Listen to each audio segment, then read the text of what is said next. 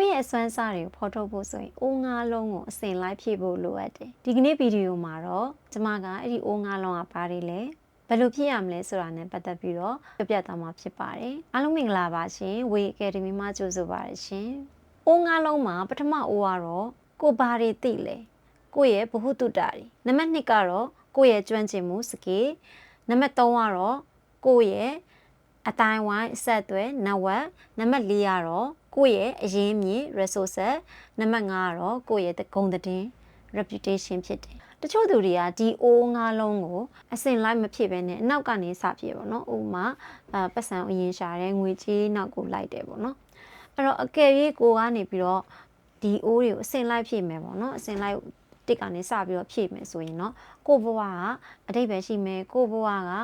ကိုဖြစ်ချင်တဲ့ပုံစံမျိုးကိုလိုချင်တဲ့ဘဝမျိုးဖန်တီးနိုင်မှာဖြစ်တယ်ပြီးကိုလိုချင်တဲ့အောင်မြင်မှုတွေတိုးတက်မှုတွေလည်းရရှိမှာဖြစ်တယ်ဘယ်သူပဲဖြစ်ဖြစ်အလုပ်ပြီးဆိုတာနဲ့ပေါ့နော်ဘ ഹു တုတတွေရှာဖွေဖို့လိုအပ်တယ်ဒီဘ ഹു တုတတွေရှာဖွေရဲ့နေရာမှာကိုကဘယ်လိုပုံစံနဲ့ရှာဖွေမလဲဆိုတော့ကိုကျောင်းနေသင်တန်းနေတက်ပြီးတော့လည်းရှာဖွေလို့ရတယ်လို့စာအုပ်စာပေတွေကနေရှာဖွေလို့ရတယ်ဆရာသမားတွေဆီကနေလေ့လာလို့ရတယ်သင်ယူလို့ရတယ်ပေါ့နော်အဲ့တော့နံပါတ်1အရေးကြီးဆုံးကတော့ဘ ഹു တုတတွေရှာဖွေရမယ်လေ့လာရမယ်စူးစောင်းရမယ်ပေါ့အဲ့တော့ဒီဘ ഹു တုတတွေရှာဖွေပြီးပြီလေ့လာပြီးပြီဆိုရင်တော့နံပါတ်2ကဘာလုပ်ရမလဲဆိုလက်တွေ့အသုံးချမလား apply လုပ်ရမှာပေါ့နော်အဲ့တော့ဥပမာအနေနဲ့ပြောမယ်ဆိုရင်ကိုကပညာရဲ့တစ်ခုကိုလေ့လာလိုက်တယ် leadership နဲ့ပတ်သက်တဲ့အကြောင်းအရာတွေလေ့လာမယ်ဒါမှမဟုတ်ဘူးဆိုရင်လည်းဒီ content ဘယ်လိုရေးလဲပေါ့နော် content creation နဲ့ပတ်သက်ပြီးတော့အကြောင်းအရာတွေကိုလေ့လာတဲ့အတွက်ကြောင့်မို့ကိုယ့်စီမှာတော့knowledge တွေအပြည့်ရှိရဘူးတူတာတွေအများကြီးရှိရဒါတွေဘယ်လိုလုပ်ရလဲဆိုတာသိတယ်ဒါပေမဲ့လက်တွေ့မလုပ်ဘူးလက်တွေ့ချပြီးတော့မလောက်ဆောင်ဘူးဆိုရင်ကိုယ်မှာကျွမ်းကျင်မှုကရှိလာမှာမဟုတ်ဘူးเนาะဒါကြောင့်မို့ဘုဒ္ဓတွေကိုရှာဖွေလေ့လာမယ်ပြီးရင်လက်တွေ့မှာလုပ်ကြည့်မယ်ပေါ့နော်အဲ့ဒါတွေသိလာတဲ့ဟာတွေကို apply လုပ်မယ်တကယ်သုံးကြည့်မယ်သုံးကြည့်တော့မှပဲကိုယ့်ရဲ့ကျွမ်းကျင်မှုဆိုတာဖြစ်လာမှာဖြစ်တယ်ဘုဒ္ဓလည်းဒီရောကျွမ်းကျင်မှုတွေရောပြည့်စုံလာပြီဆိုရင်เนาะကိုလေ့လာတဲ့အကြောင်းအရာကိုပေါ့เนาะတခြားသူတွေကိုဝေမျှတဲ့ဆိုရင်ကိုကတခြားသူတွေအတွက်တန်ဖိုးရှိတဲ့လူဖြစ်လာပါတော့အဲ့လိုဖြစ်လာတဲ့အတွက်ကြောင့်မို့ကိုရဲ့နောက်ဝက်ကကျဲလာမယ်ကိုရဲ့မိတ်ဆွေပေါင်းသင်းတွေများလာမယ်ကိုအတွက်လည်းအခွင့်အလမ်းတွေကပွင့်လာမယ်အဲ့တော့နံပါတ်1နဲ့နံပါတ်2ကိုဖြည့်လိုက်ပြီးဆိုရင်နံပါတ်3ကလည်းသူ့အလိုလိုရလာပါတော့အရင်ဆုံးကိုရဲ့ဘ ഹു တုတကိုဖြည့်မယ်သိထားတဲ့ဟာတွေကိုလည်းတကယ်လက်တွေ့လုပ်ကြည့်မယ်ကိုရဲ့ကျွမ်းကျင်မှုတွေတိုးတက်လာအောင်လုပ်ကြည့်မယ်ပေါ့နော်အဲ့လိုမျိုးလုပ်မှာပါကိုသက်ဆိုင်ရာဒီလူတွေရှိတဲ့နယ်ပယ်အတိုင်းဝိုင်းနဲ့ဝင်ဆက်မှာဖြစ်တယ်ပေါ့နော်အဲ့တော့မှလည်းကိုယ့်အတွက်လည်းအခွင့်အလမ်းတွေရလာမှာဖြစ်တယ်ပေါ့အဲ့ဒီကနေပြီးတော့တဆင့်ပေါ့နော်ကို့မှာအရင်းမြစ်တွေ resources တွေလည်းပို့ပြီးတော့တိုးလာမယ်နောက်ဆုံးမှာကိုယ့်ရဲ့ဂုဏ်သတင်းတွေကလည်းကောင်းလာမှာဖြစ်တယ်အဲ့တော့ဒီအိုးငါးလုံးပေါ့နော်အိုးငါးလုံးကိုအစင်လိုက်ဖြည့်တာဒါအမှန်ကန်ဆုံးနည်းပဲဖြစ်တယ်ရှေ့မှာပြောသလိုပေါ့နော်ကိုကကြားရနေဖောက်ပြီးတော့ပတ်စံရဖို့အတွက်ပဲလုပ်မယ်ပတ်စံနောက်ကိုလိုက်တယ်ဆိုရင်ကို့မှာဘုဒ္ဓတလည်းမရှိဘူးကျွမ်းကျင်မှုလည်းမရှိဘူးဆိုရင်အဆင်ပြေမှာမဟုတ်ဘူးခက်ခဲနေမှာဖြစ်တယ်ပေါ့နော် The Diary of a CEO ဆိုတဲ့စာအုပ်ကိုရေးတဲ့ Stephen Bartlett Diary of a CEO ဆိုတဲ့ YouTube channel ရဲ့လည်းတည်ထောင်သူလည်းဖြစ်တယ်ပေါ့နော်ဒီ channel ကဆိုရင်တကယ်ကိုနာမည်အကြီးဆုံး podcast channel လည်းဖြစ်တယ်အဲ့ဒီမှာသူက Stephen ကပေါ့နော်ဒီစီးပွားရေးသမားတွေကဘာတလွှားမှာပေါ့နော်နာမည်ကြီးပုဂ္ဂိုလ်တွေပညာရှင်တွေအနုပညာရှင်တွေအသိပညာရှင်တွေခေါင်းဆောင်တွေ CEO တွေနယ်ပယ်အသီးသီးရဲ့ပေါ့နော်ထင်ရှားကြော်ကြားတဲ့သူတွေကိုအင်တာဗျူးတာဖြစ်တယ် The Diary of a CEO ဆိုတဲ့စာအုပ်ထဲမှာပေါ့နော်ဒီအိုးငါးလုံးအကြောင်းအရာလေးတစ်ခုပါတယ်စာရေးသူဖြစ်တဲ့စတီဗီယန်ဆိုရင်သူအာဖရိကမှာမွေးပြီးတော့သူအငငယ်လေးနဲ့ပဲပေါ့နော်သူမိဘတွေကUK ကိုပြောင်းလာတယ်သူအသက်18နှစ်လောက်ကြာတော့ဗောနော်စိတ်ထဲမှာသူတွေးမိတာသူမွေးရမြေအာဖရိကကိုပြန်ပြီးတော့လူတယောက်ယောက်ကိုသွားကယ်မလားဗောနော်ဒါမှမဟုတ်သူ့ရဲ့အချိန်နဲ့သူ့ရဲ့စွမ်းအားတွေကိုသူရင်းနှီးမြှုပ်နှံပြီးတော့ချမ်းသာအောင်လုပ်မလားဆိုဗောနော်သူစိတ်ထဲမှာတွေးရဖြစ်နေအဲ့လိုဖြစ်နေတဲ့အချိန်မှာတဲ့သူကနယူးယောက်မှာတဲ့ spiritual leader လည်းဖြစ်တယ်ဘုန်းကြီးတစ်ပါးလည်းဖြစ်တယ်ဗောနော်ဒီဂုရုကြီးတယောက်ရဲ့ပွဲမှာသူကအဲ့မေးခွန်းကိုသူမေးလိုက်ပေါ့သူစိတ်ထဲမှာအမြဲတမ်းဒီအတွေးอ่ะပေါ့နော်ဟိုနှောက်ရှက်နေတာပေါ့အဲ့တော့သူကအဲ့ဒီဆရာကြီးကိုသူကမေးလိုက်တယ်သူဘာမေးလဲဆိုတော့ လုပ်ငန်းတစ်ခုကိုတည်ထောင်ပြီးတော့ချမ်းသာအောင်လုပ်တာနဲ့သူ့မွေးရမြေအာဖရိကကိုပြန်ပြီးတော့လူတွေကိုကူညီကယ်ဆယ်တာဘယ်ဟာပိုမြင့်မြတ်လဲပေါ့နော်ဘယ်ဥစ္စာပိုမြင့်မြတ်လဲဆိုပြီးတော့သူအဲ့ဒီဂုရုကြီးကိုမေးလိုက်တဲ့အခါကျတော့ဘာပြန်ပြေလဲဆိုတော့ဘာမှမရှိတဲ့အိုးတွေကနေဘာမှမမျော်လေးနဲ့သူကအဲ့လိုပြောလိုက်တယ်ဆရာကြီးကအဲ့လိုပြန်ဖြေလိုက်တဲ့အခါမှာသူပထမတော့တိတ်ပြီးတော့နော်ဒါကိုသူအဓိပ္ပာယ်တိတ်မပေါက်နောက်ပိုင်းကျတော့တဲ့သူအဓိပ္ပာယ်ပေါက်လာတယ်စတီဗင်ကဘယ်လိုမျိုးသူနားလည်လာလဲဆိုတော့ကိုယ့်အိုးတွေကိုကိုယ်အရင်ဖြည့်ထားဖို့လိုအပ်တယ်ကိုယ့်အိုးတွေကိုပြည့်အောင်လှုပ်ထားတဲ့သူကဆိုရင်ပေါ့နော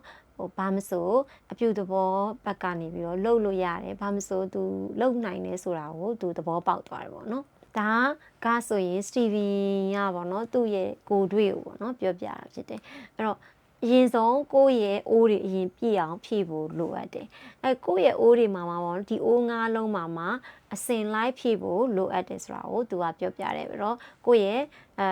ဘုဒ္ဓတာတွေကျွမ်းကျင်မှုတွေကိုအရင်ဖြည့်ပြီးဆိုရင်ဒါနောက်ကနေပြီးတော့အတိုင်းဝိုင်းနေရလဲကိုယ်အတိုင်းဝိုင်းနေဆက်သွယ်တွေကလည်းကျေလာမယ်ပြီးရင်ကိုယ့်ရဲ့အရင်းမြစ်တွေကလည်းတိုးလာမယ်ပြီးတဲ့အခါနောက်ဆုံးကိုယ့်ရဲ့ဂုဏ်သတင်းကလည်းပေါ့နော်ကိုယ်လှုပ်ဆောင်ချက်တွေပေါ်မူတည်ပြီးတော့တဖြည်းဖြည်းချင်းကိုယ်ဂုဏ်သတင်းတွေကလည်းရလာမှာဖြစ်တယ်ဆိုပြီးတော့သူကပြောတယ်အဲ့ဒီစာအုပ်ထဲမှာသူကတခြားသူတယောက်အကြောင်းပြောပြထားတယ်ကုမ္ပဏီမှာဝန်ထမ်းတယောက်ကနေပြီးတော့တနေ့မှာပေါ့နော်သူ့ကိုလာပြောတယ်သူဒီကုမ္ပဏီကနေအလုပ်ထွက်တော့မယ်ပေါ့နော်ဘာဖြစ်လို့လဲဆိုတော့သူတခြားကုမ္ပဏီကပေါ့သူ့အမှုဆောင်ရာရှိအနေနဲ့လာပြီးတော့အလုပ်ကမ်းလှမ်းတယ်ပေါ့နော်လာစားလဲဒီထက်ပိုရမယ်တခြားခံစား권တွေလည်းရမယ်ပေါ့ဒါကြောင့်မို့သူဒီကနေလှုပ်ထွက်မယ်အဲ့ဒီမှာသွားပြီးတော့သူအလုပ်လုပ်တော့မယ်ပေါ့နော်အဲ့ဒီကုမ္ပဏီကိုပြောင်းပြီးအလုပ်လုပ်မယ်ဆိုပြီးတော့လာပြောတယ်တဲ့အဲ့လိုမျိုးခါကျတော့စတီဗင်ကပထမတော့သူအန်အောသွားတယ်ပေါ့နော်ဒါပေမဲ့လည်းဒါကမှန်ကန်တယ်တကယ်လည်းဟုတ်တယ်သူသွားပြီးတော့ပေါ့နော်အဲ့ဒီကုမ္ပဏီမှာအလုပ်ရသွားပြီသွားလုပ်တော့မယ်ဆိုတော့သူကခွင့်ပြုလိုက်တယ်ပေါ့နော်ဒါပေမဲ့လည်းတဲ့သတင်းပြန်ကြားရတယ်အဲ့ကုမ္ပဏီကလည်းသူတို့ဒီ management ဘိုင်းမှာအဆင်မပြေမှုတွေဖြစ်တဲ့အတွက်ကြောင့်မို့နော်ကုမ္ပဏီကိုလည်းဖျက်လိုက်တယ် Richard ကဆိုရင်အလုပ်လက်မဲ့ဖြစ်သွားပြီးတော့နောက် UK ကိုပြန်ရောက်လာတယ်ပေါ့နော်ဒီနေရာမှာဆိုရင်ဘာကိုတွေ့ရလဲဆိုတော့ပထမပေါ့နော်အရေးကြီးတဲ့အိုးနှလုံးပေါ့နော်မဖြည့်ထားတဲ့အတွက်ကြောင့်နောက်မှာပြဿနာတွေပေါ့နော်အခက်အခဲတွေနဲ့ကြုံရတယ်ဆိုတာကိုလည်းတွေ့ရတယ်အဲ့တော့ကျမတို့ရဲ့ဘဝမှာပေါ့နော်ကိုဘဝကိုတိုးတက်ခြင်းနဲ့ကိုဘဝကိုပို့ပြီးတော့အဓိပ္ပာယ်ရှိနဲ့ရေရှည်ပေါ့နော်တည်တက်တဲ့အောင်မြင်မှုတွေကိုရရှိခြင်းနဲ့ဆိုရင်တော့ဒါပထမအဆုံးအိုးနှလုံးကိုဖြည့်ဖို့ကအရေးကြီးဆုံးပဲအိုးတွေအစင်လိုက်ဖြည့်လာဖို့ကအရေးကြီးတယ်အဲ့တော့ဒီနေရာမှာအဓိကပြောချင်တာကတော့ကျမတို့ရွှေစုမယ်ပတ်စံစုမယ်ဆိုရင်ဒါတွေကခဏတာပဲပေါ့နော်အဲ့တော့အချိန်ကြီးအကြောင်းမျိုးကြောင့်ဒါတွေကဆုံးရှုံးသွားနိုင်တယ်ပြီးတော့ကျမတို့ရဲ့ဆက်သွယ်တွေတိုင်းဝိုင်းတွေကိုယ့်ရဲ့ပိုင်ဆိုင်မှုတွေရင်းမြစ်တွေဂုဏ်သတင်းတွေဆိုတာလေထိခိုက်နိုင်တယ်ဆုံးရှုံးနိုင်တယ်ပေါ့နော်အကြောင်းကြောင့်ထိခိုက်သွားနိုင်တယ်ဆုံးရှုံးသွားနိုင်တယ်ဒါပေမဲ့ကိုယ့်ရဲ့ဗဟုသုတတွေကိုယ့်ရဲ့ကျွမ်းကျင်မှုတွေဆိုတာတော့ဘယ်တော့မှမထိခိုက်နိုင်ဘူးမဆုံးရှုံးနိုင်ဘူးเนาะကိုဘယ်လိုအခြေအနေနဲ့ပဲကြုံတွေ့ဘယ်လိုနေရာမျိုးပဲရောက်သွားကိုလေ့လာထားတဲ့ကိုယ့်ရဲ့ဗဟုသုတတွေကိုလှုပ်ဆောင်နိုင်တဲ့ကျွမ်းကျင်မှုတွေကတော့ဘယ်တော့မ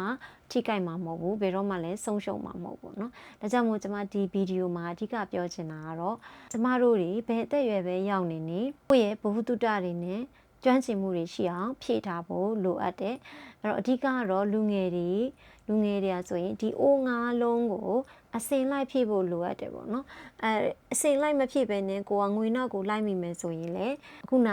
ပြောခဲ့တဲ့စတီဗင်တို့ကုမ္ပဏီကဝန်ထမ်းငယ်လေးလိုပဲသူအခက်ခဲတွေသူကြုံတွေ့ခဲ့ရတဲ့ဟာမျိုးတွေဖြစ်နိုင်တယ်ဒါကြောင့်မို့အိုးငါးလုံးကိုအစင်လိုက်ဖြည့်ဖို့လိုအပ်တယ်အဲ့ဒီအိုးငါးလုံးကိုအစင်လိုက်ဖြည့်ထားမယ်ဆိုရင်ကိုဘဝကကိုလိုချင်တဲ့အခြေအနေမျိုးကိုလည်းရောက်ရှိအောင်ဖန်တီးနိုင်မှာဖြစ်တယ်ဘဝမှာပေါ့နော်အဆိုးအဆုံးအခြေအနေကြုံတွေ့နိုင်တယ်အဲ့လိုအဆိုးအဆုံးအခြေအနေတွေကြုံတွေ့ခဲ့ရင်တောင်မှပေါ့နော်